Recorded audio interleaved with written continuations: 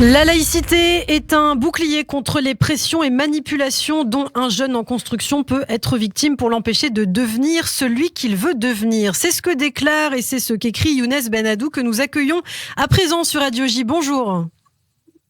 Bonjour Ilana Ferradian. Merci beaucoup d'avoir accepté notre invitation. Alors vous êtes très jeune, Younes, vous êtes lycéen, mais déjà fortement engagé en politique, membre et référent au Printemps républicain, que l'on connaît bien d'ailleurs sur Radio J. Et vous publiez donc dans Marianne tout récemment. Alors on va aborder plusieurs sujets avec vous, mais d'abord une première question.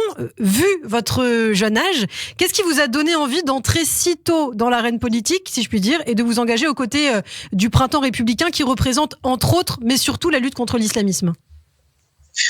Alors l'engagement politique, ça a toujours été, à mon sens, nécessaire, puisque depuis que je suis enfant, j'ai toujours été passionné de politique. C'est parfois même un peu bizarre, mais c'est comme ça. Et pourquoi le Printemps républicain ? C'est parce que je me suis reconnu dans cette famille de pensée, dans cette famille politique, cette gauche républicaine, cette gauche antiraciste, cette gauche laïque qui défend réellement les principes républicains, et on pourrait en parler longtemps. Pourquoi l'islamisme aussi ? Parce que l'islamisme, étant musulman, étant républicain, c'est à mon sens une obligation de lutter contre cette idéologie mortifère. Et le Printemps républicain lutte évidemment contre l'islamisme avec force, même si on ne se résume pas qu'à ça. On est animé aussi par les principes républicains, la défense de l'État, la question sociale et d'autres questions. Voilà, le Printemps républicain évidemment ne se résume pas qu'à la lutte contre l'islamisme, même si on sait que c'est une question sur laquelle nous sommes quand même vachement dessus et on combat réellement l'islamisme. Alors dans votre tribune pour Marianne dont je parlais, vous indiquez que de plus en plus de jeunes Français montrent un désintérêt à l'égard de nos principes républicains, la laïcité en tête. Justement, c'est intéressant de vous entendre puisque vous faites partie d'une génération qui a été profondément marquée aussi par les attentats terroristes de Charlie Hebdo, de l'hypercachère de Montrouge, des polémiques autour d'être ou de ne pas être Charlie. Je crois que vous étiez quand même assez jeune à l'époque. Aujourd'hui, est-ce que vous constatez que ce débat est encore vif à l'école, par exemple, sur les limites de la liberté d'expression ? Oui, on le voit sur les questions de limite de liberté d'expression, sur la question notamment du droit au blasphème. 52% des jeunes lycéens pensent que le blasphème c'est irrespectueux et qu'on n'a pas à critiquer les religions. C'est pas normal. Le droit au blasphème, c'est une liberté fondamentale. Sur la question d'être Charlie, beaucoup trop de jeunes, bon ça c'est pas simplement que chez les lycéens, mais beaucoup de jeunes lycéens expliquent qu'ils ne sont pas Charlie. Être Charlie, évidemment, c'est pas être chaque mercredi au kiosque pour aller chercher son Charlie Hebdo. C'est simplement condamner fermement l'attentat, expliquer que c'est une liberté fondamentale de pouvoir caricaturer une religion, une croyance, une idée. Et malheureusement, les chiffres sont un peu inquiétants chez les lycéens, même s'il faut, à mon sens, faire de la pédagogie, il faut débattre, il faut échanger là-dessus. Et je pense que c'est comme ça qu'on y arrivera. Pourtant, vous le dites, vous donnez ce chiffre, 52% des lycéens favorables à la possibilité de manifester ostensiblement leur appartenance religieuse à l'école. Pourtant, ce sont des enfants qui, pour la plupart d'entre eux, eh bien, leurs parents sont nés en France, ont grandi en France. Comment vous expliquez, vous, Younes Benadou, ce regain de communautarisme ?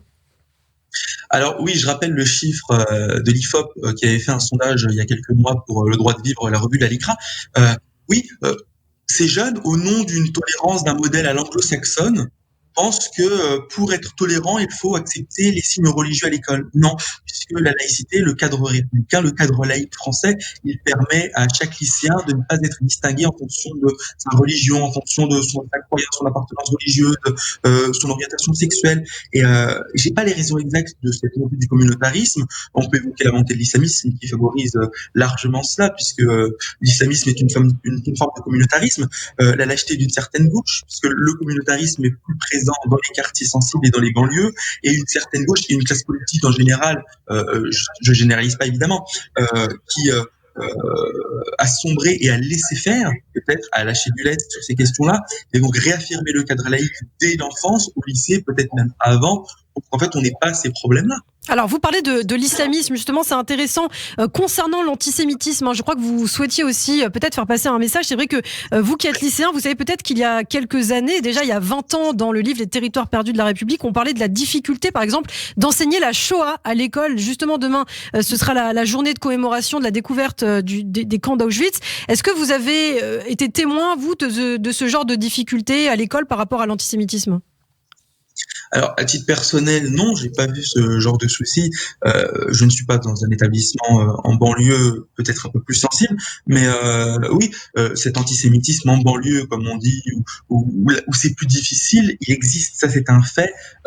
Pour plusieurs raisons, la montée de l'islamisme. On sait que depuis une vingtaine d'années, c'est l'antisémitisme islamiste qui a tué, et qui a été le plus présent en France. Ilan Halimi, l'école aux Arts Torah, l'hypercacher, Mireille Knoll, Sarah Halimi, j'en passe, ou des juifs qui se sentent tout simplement en insécurité dans ces quartiers. Et vous en parliez dans le journal juste avant, il y a l'étude qui est sortie juste hier de l'IFOP pour AJC et Fondapol pour Dominique Régnier et Simone Rodan-Benzaken. Les chiffres sont inquiétants. 68% des juifs expliquent avoir été victimes de moqueries ou vexations et 20% d'agressions physiques. C'est gravissime. Et ces chiffres-là, faut pas non plus faire de longues études pour savoir que ces chiffres-là, ils sont encore plus grands dans ces quartiers. Donc l'antisémitisme islamiste, c'est un vrai problème pour plusieurs raisons. L'importation du conflit israélo-palestinien, une certaine lâcheté d'une partie de la gauche aussi qui a expliqué que sous prétexte d'antisionisme, c'est Manuel Valls qui en parle notamment, l'antisionisme est le cache-sexe de l'antisémitisme, ça c'est factuel. Et dû à cette importation-là, la montée de l'antisémitisme, la diabolisation du juif dans ces quartiers-là, dès le plus jeune âge, des jeunes souvent issus de l'immigration arabo-musulmane qui ne sont pas concernés par ce conflit-là, puisque la géopolitique peut nous déplacer. Mais sur ces questions-là, c'est terrible parce que il y a un antisémitisme grandissant et davantage dans les quartiers. C'est ce qui fait peur. Mais il faut rester optimiste puisque de moins en moins le chiffre, il y a un petit chiffre assez optimiste qui explique comme quoi chez les jeunes c'est moins inquiétant que la génération d'avant. Donc il y a quand même espoir. Alors, il y a un manque de prise au sérieux, selon vous, par le gouvernement de ces problématiques-là, dès l'école, selon vous. Et je crois que vous dénoncez aussi, par exemple, la gauche, les progressistes, un manque d'unité. C'est ce que vous constatez ? Alors, je sais pas, je vais pas entrer dans le jeu si est-ce que le gouvernement fait assez ou pas assez. Peut-être plus de pédagogie dès l'école sur ces questions-là, les questions de laïcité, des principes républicains plus généralement. La gauche doit être unanime sur ces questions-là quand même. La gauche républicaine, j'en fais partie.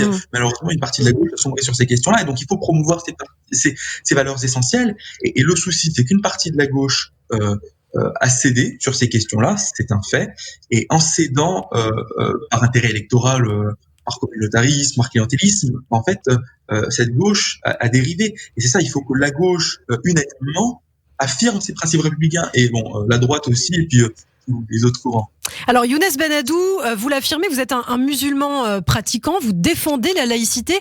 Aujourd'hui, qu'est-ce que vous répondez par exemple à un Éric Zemmour qui affirme que l'islam n'est pas compatible avec la République ou qu'on doit avoir des prénoms français pour être pleinement intégré à la société française ? Alors Éric Zemmour, encore une fois, attise la haine. Derrière une critique de l'islam, il y a une stigmatisation permanente des musulmans. Quand on ne fait pas le distinguo entre musulmans et islamistes, on est dans l'erreur. Comme une partie de la gauche, je reprends le concept de tenaille identitaire, comme une partie de la gauche qui explique que lorsqu'on critique les islamistes, on stigmatise les musulmans, ils mettent les gens dans le même paquet, ils font une erreur, ils discriminent, ils stigmatisent. Et inversement avec l'extrême droite. Alors Éric Zemmour, en tant que musulman pratiquant, mais en tant que Français de confession musulmane, surtout, il faut le rappeler, est profondément républicain. Je lui explique que je suis totalement intégré et je m'appelle Younes Benadou.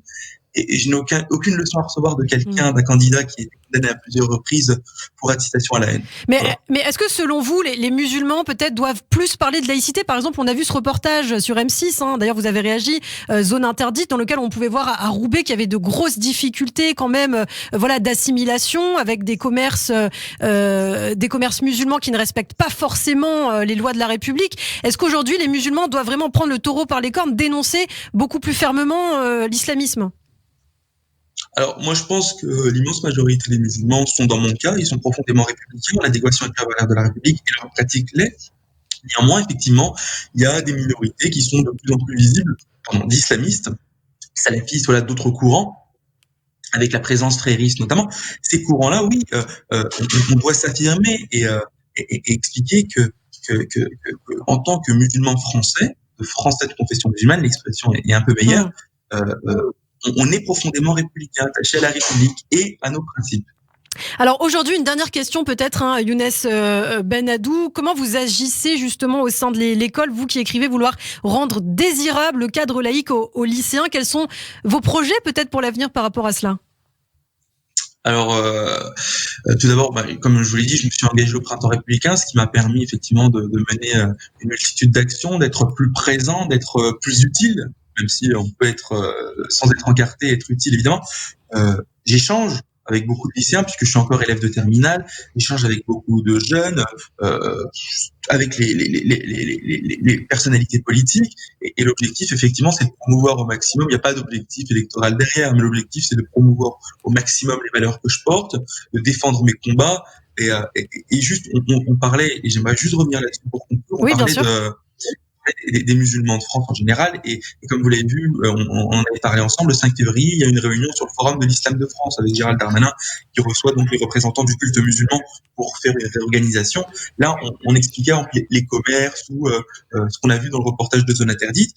Beaucoup d'associations, par exemple, loi de 1901 culturelle, reçoivent des financements publics, on l'a vu à Roubaix, hein, des associations qui, sous couvert de soutien scolaire, d'apprentissage de la langue arabe, finalement faisaient une véritable un enseignement religieux, ce qui n'est pas normal, parce que des jeunes qui ne sont pas forcément musulmans peuvent aller là-dedans. Mais en fait, là, c'est un enseignement, et en plus de ça, c'est un enseignement rigoriste et un peu extrémiste. Donc, sur ces questions-là, de l'islam de France, pour réorganiser, restructurer, lutter contre l'ingérence étrangère, on le sait, Mmh. du Maghreb, des pays du Maghreb, de la Turquie notamment, plus d'imams détachés, des imams républicains formés en France, et tout simplement des représentants de l'islam de France, même s'il y a plusieurs courants, donc c'est très compliqué d'en parler, des représentants profondément républicains et qui ont signé notamment la charte des lois, la charte républicaine du ministère de l'Intérieur. Et finalement, c'est en étant en adéquation avec ces valeurs-là, et la loi séparatiste va quand même dans ce sens-là, ce serait effectivement avoir un islam de France, même si effectivement un islam de France, ça veut tout dire et rien dire à la fois, Et oui. compatible des valeurs de la République. Et oui, la Fondation de l'Islam de France, la réunion qui aura lieu le 5 février prochain, on aura l'occasion d'en reparler et de vous réinviter. Younes Benadou, merci beaucoup d'avoir été avec nous. Vous êtes lycéen, je le rappelle quand même, vous êtes très jeune, mais vous parlez très bien, membre et référent au Printemps républicain. À très bientôt sur Radio J. Merci Lana.